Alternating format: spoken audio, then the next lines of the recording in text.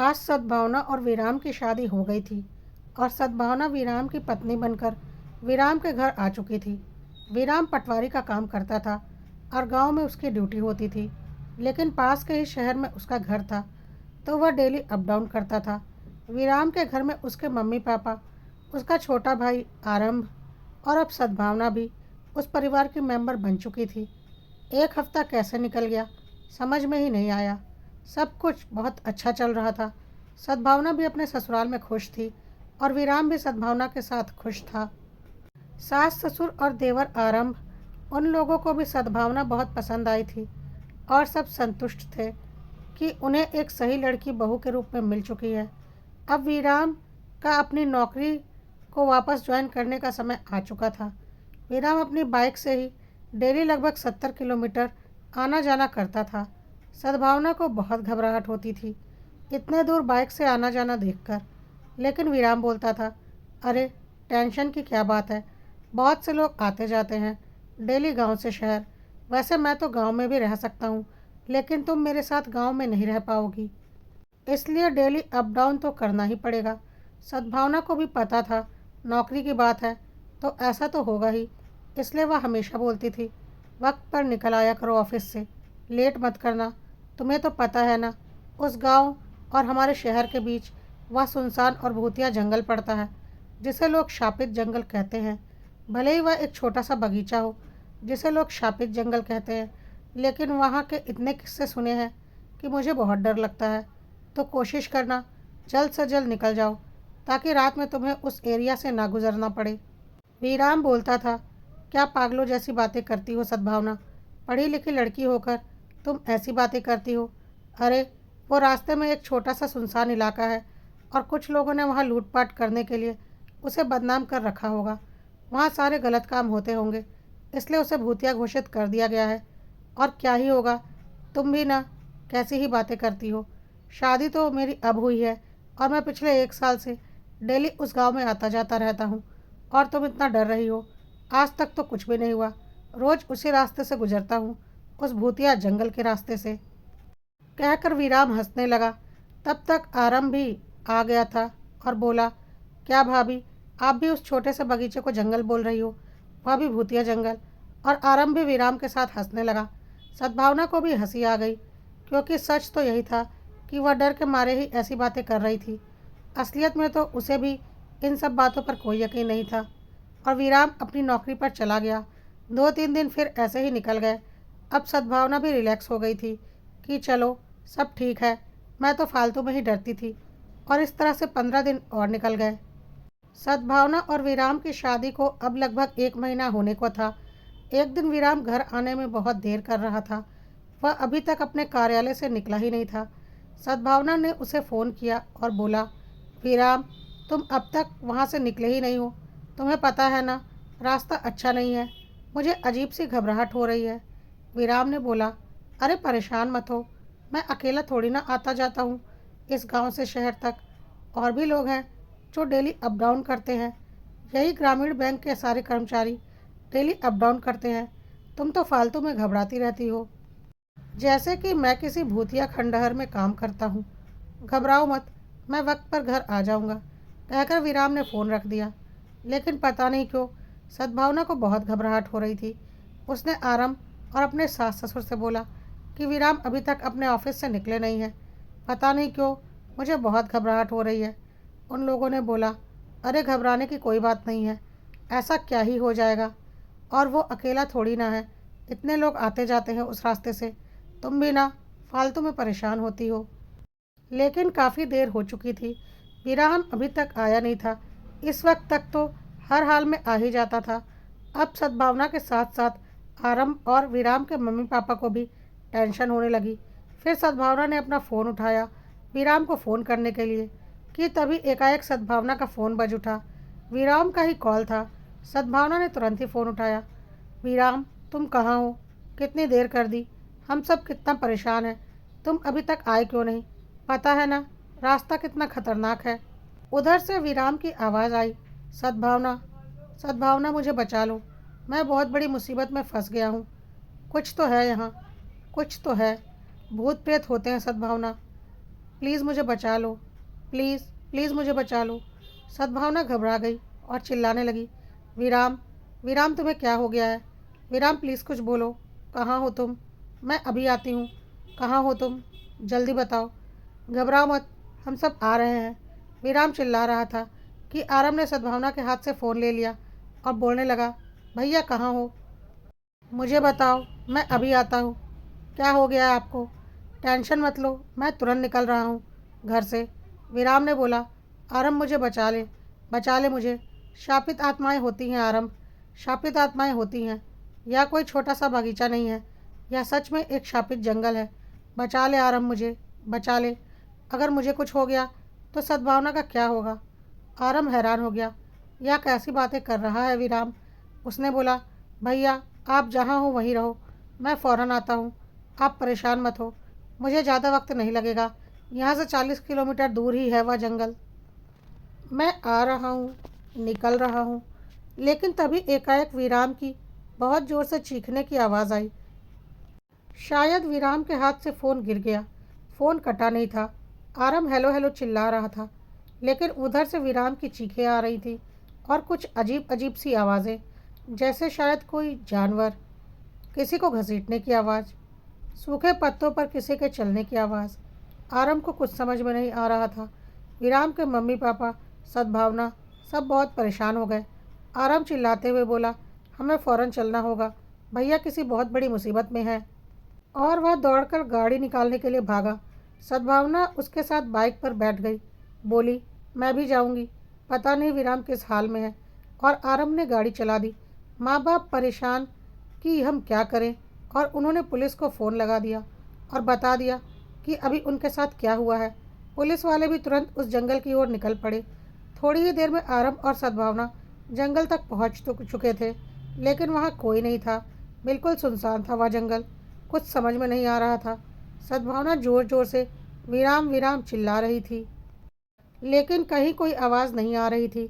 Phone अभी तक भी कटा नहीं था और आरम ने सोचा, फ़ोन काट कर दोबारा लगाता हूँ, शायद फ़ोन के रिंगटोन से हम विराम तक पहुँच जाएं। अब आरम ने फ़ोन काट कर दोबारा से फ़ोन लगाया, लेकिन फ़ोन की आवाज़ वहीं पर आ रही थी। आरम ने इधर उधर देखा तो वहीं सड़क के किनारे विराम का फ़ोन उसे गिरा मिला, जो रिंग हो रहा था। आरम ने फ़ोन उठा लिया। विराम का फ़ोन देखकर वह लोग हैरान रह गए। आरम इधर उधर भाई भाई कहकर चिल्लाता हुआ देखने लगा, लेकिन विराम का कहीं कोई पता नहीं चल रहा था। सद्भावना भी चारों ओर देख रही थी, पर दूर दूर तक विराम का कोई नामो निशान नहीं मिल रहा था। सद्भावना जंगल के अंदर की ओर जाना चाह रही थी, लेकिन आरम ने उसे पकड़ लिया। भाभी, पागल हो गई हो क्या? अभी अभी यहाँ से विराम भैया गायब हुए हैं।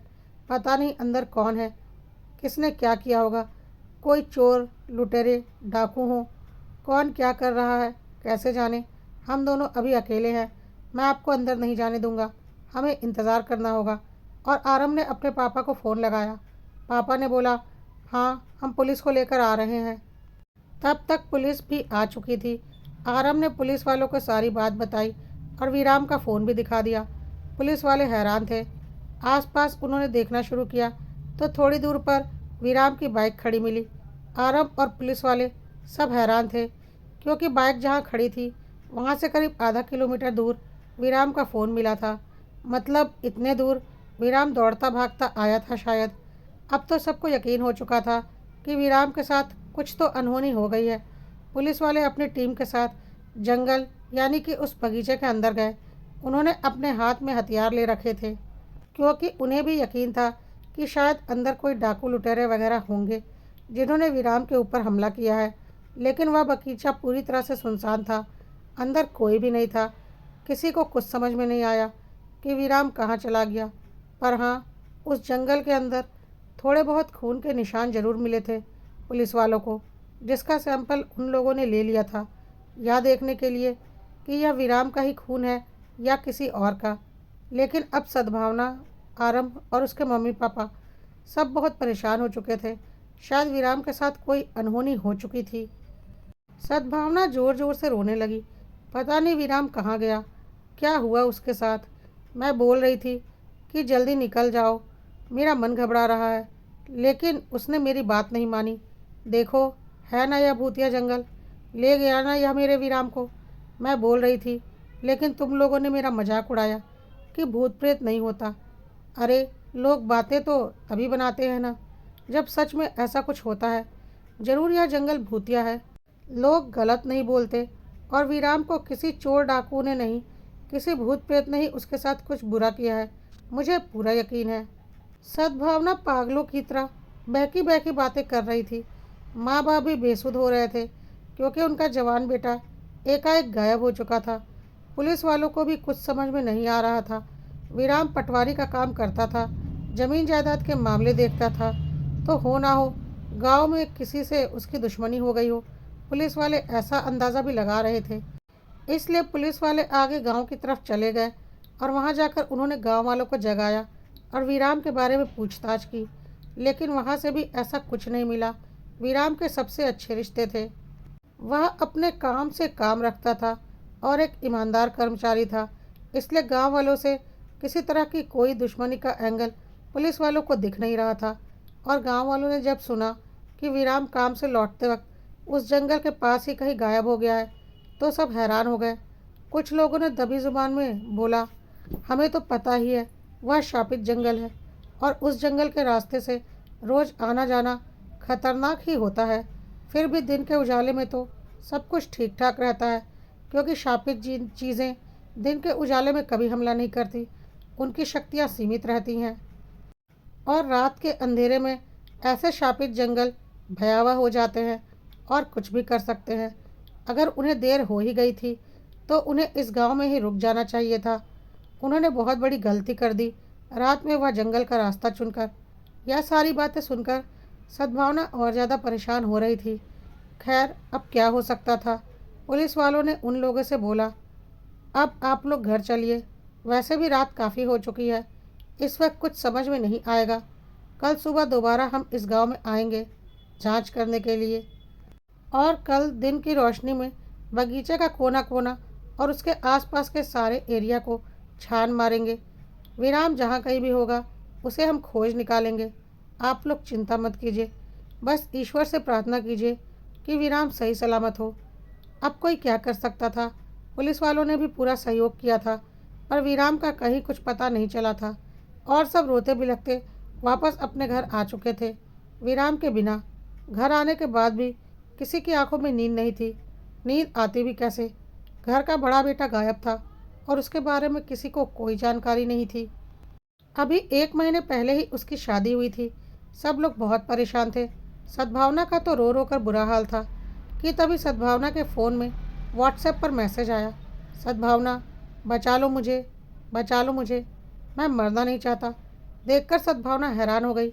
मैसेज विराम के ही नंबर से आया था, लेकिन विराम का फ़ोन तो पुलिस वालों ने ले लिया था। फिर यह मैसेज। सद्भावना ने तुरंत पुलिस वालों को कॉल किया और बोला, विराम के फ़ोन से मैसेज आया है। पुलिस वालों ने देखा तो विराम के फ़ोन से कोई मैसेज नहीं किया गया था। अब तो पुलिस वाले भी हैरान थे कि ऐसा कैसे हो सकता है। उन्होंने बोला, नहीं, विराम के फ़ोन से तो कोई मैसेज नहीं किया गया है। और सद्भावना आराम के साथ थाने पहुंच चुकी थी उन्हें दिखाने के लिए। देखिए, विराम के फ़ोन से ही मैसेज आया है। सद्भावना के फ़ोन में विराम के नंबर से मैसेज डिस्प्ले हो रहा था, लेकिन वहाँ पुलिस वालों के हाथ में जो फ़ोन था वहाँ से कोई मैसेज नहीं गया था। सब हैरान थे। सद्भावना को पूरा यकीन हो चुका था कि विराम किसी बुरे साय के चक्कर में पड़ चुका है। कोई भूत प्रेत, पिशाच, डायन चुड़ैल कुछ तो है जिसने विराम के साथ कुछ बुरा कर दिया है, या बुरा करने की कोशिश में है। सद्भावना को कुछ समझ में नहीं आ रहा था कि वह क्या करे, कैसे करे। विराम के बारे में उसे कुछ भी पता नहीं था। अब सुबह का इंतज़ार करने के अलावा उनके पास कोई चारा नहीं था। और फिर रोती बिलखती सद्भावना अपने घर आ चुकी थी, और पूरा परिवार जल्द से जल्द सुबह होने का इंतज़ार कर रहा था। कुछ ही घंटों के बाद सूरज की रोशनी आ चुकी थी। जल्द से जल्द सब लोग वापस उसी शापित जंगल में पहुंच चुके थे विराम को खोजने के लिए। इस बार पुलिस पूरी टीम लेकर आई थी। जंगल का कोना कोना और आसपास का सारा एरिया पुलिस वालों ने अच्छे से छान मारा, लेकिन कहीं कोई सुराग नहीं मिला, सिवाय किसी बड़े अजीब से जानवर के पंजों के निशान के। पता नहीं किस जानवर के पैरों के निशान थे, इतने बड़े और अजीब। कुछ समझ में नहीं आ रहा था। खैर, फॉरेंसिक टीम में उसकी फ़ोटो ले ली थी जांच के लिए, ताकि पता कर सकें यह किसके पंजों का निशान है। उस जंगल के थोड़ा पहले एक गन्ने के जूस की दुकान थी, जो शायद रात के वक्त बंद रहती थी। वहाँ पर विराम का रुमाल गिरा मिला, और जब उस गन्ने के जूस वाले से पूछा गया तो उसने बोला, मुझे नहीं पता, मेरे पास तो बहुत से लोग दिन भर में गन्ने का जूस पीने के लिए आते हैं, और मैं तो शाम 7 बजे के बाद ही अपनी दुकान भी हटा लेता हूँ, क्योंकि उस वक्त तक ग्राहक बहुत कम हो जाते हैं। अब विराम मेरे दुकान पर आया था या नहीं, यह मैं कैसे बताऊँ, लेकिन रुमाल विराम का ही था, क्योंकि सद्भावना ने उसे पहचान लिया था। उसने ही ऑफिस से निकलते वक्त विराम के पॉकेट में वह रुमाल डाला था। पुलिस वालों ने उससे कड़ाई से पूछताछ की तो उसने बोला, सच में मुझे कुछ नहीं पता। हाँ, अगर आप फ़ोटो दिखाओगे तो मैं याद करने की कोशिश करूँगा। और जब विराम की फ़ोटो उस जूस वाले को दिखाई गई तो उसने बोला, हाँ, मैं अपनी दुकान बंद करने ही जा रहा था कि यह साहब अपनी बाइक से मेरे पास आए थे और उन्होंने एक गिलास जूस पिया था। मैं बोल भी रहा था कि मैंने दुकान बंद कर दी है, लेकिन इन्होंने बोला था, मुझे बहुत प्यास लगी है और थकान भी हो रही है, एक गिलास जूस बना दो भाई, और मैंने इन्हें जूस बना कर दिया था। सद्भावना ने बोला, यह किस समय की बात है? तो जूस वाले ने बोला, वही करीब 6:30 बजे की बात है। सद्भावना हैरान हो गई। उसने बोला, ऐसा नहीं हो सकता, वीराम तो 7 बजे तक अपने कार्यालय में ही थे। मेरी फ़ोन पर उनसे बात हुई थी। मैंने उनसे बोला भी था कि आप जल्दी निकल जाओ, तो उन्होंने बोला था, घबराने की ज़रूरत नहीं है। फिर वह 6:30 बजे इस गन्ने के जूस वाले के पास कैसे आ सकते हैं? जूस वाले ने बोला, वह बात तो मुझे नहीं पता, लेकिन 7 बजे के पहले तो मैंने अपनी दुकान बंद कर दी थी। अब वहाँ से विराम कहाँ गया, उसके साथ क्या हुआ, किसी को कुछ नहीं पता था।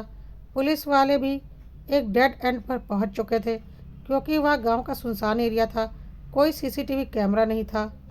दूर दूर तक इंसान का नामो निशान नहीं था, बस रोड पर से गुजरने वाली कुछ गाड़ियाँ जो जल्द से जल्द अपनी मंजिल तक पहुँच जाना चाहती थीं। इसलिए किसी को किसी की कोई फिक्र नहीं थी। कैसे पता लगाते वह विराम का? अगर कोई एक्सीडेंट भी हुआ होता तो शायद कुछ पता चलता, लेकिन विराम की गाड़ी तो सड़क के किनारे खड़ी मिली थी, मतलब विराम का बाइक एक्सीडेंट नहीं हुआ था। पुलिस वालों ने रोज़ उस रास्ते से गुजरने वाले कई लोगों और कई कर्मचारियों से भी पूछताछ की, लेकिन किसी के पास कोई जवाब नहीं था। सबका यही कहना था, हम तो रोज़ की तरह अपने घर जा रहे थे और हमें रास्ते में ऐसा कुछ नहीं दिखा जो सामान्य हो। विराम के बारे में कोई जानकारी नहीं मिल पा रही थी, और सद्भावना और बाकी के घर वाले बुरे हाल में थे। एकाएक घर का बड़ा बेटा गायब हो चुका था और उसके बारे में कोई जानकारी नहीं मिल पा रही थी। क्या हुआ था विराम के साथ, किसी को कुछ नहीं पता था, लेकिन सद्भावना के कानों में अभी तक विराम की वही चीखें गूंज रही थीं, सद्भावना, मुझे बचा लो, मुझे बचा लो, मैं मरना नहीं चाहता। और सद्भावना एकाएक चीख उठी। घर में सब लोग परेशान हो गए, या क्या हो गया, लेकिन कोई क्या कर सकता था? कोई सुराग मिले तब तो कोई विराम तक पहुँचे। अगर उसके साथ कोई अनहोनी हो भी गई थी तो उसकी बॉडी तो मिले। कुछ भी नहीं पता चल रहा था। आखिर क्या हुआ था विराम के साथ, और एकाएक विराम कैसे गायब हो गया था? क्या सच में उस शापित जंगल में कोई भूत प्रेत था, या फिर सच में विराम के साथ कोई लूट की वारदात हुई थी, या फिर यह किसी की बहुत गहरी साजिश थी? कहाँ चला गया था विराम, और क्या विराम वापस आएगा, या फिर विराम के साथ कुछ अनहोनी हो चुकी थी? जानने के लिए इंतज़ार कीजिए इसके अगले भाग का, जो कि जल्द ही कड़वा सत्य पर पब्लिश कर दिया जाएगा। लेकिन तब तक अगर कहानी पसंद आई हो तो कड़वा सत्य को लाइक, फॉलो और सब्सक्राइब करना मत भूलिएगा, और कमेंट में नेक्स्ट टाइप करना बिल्कुल मत भूलिएगा।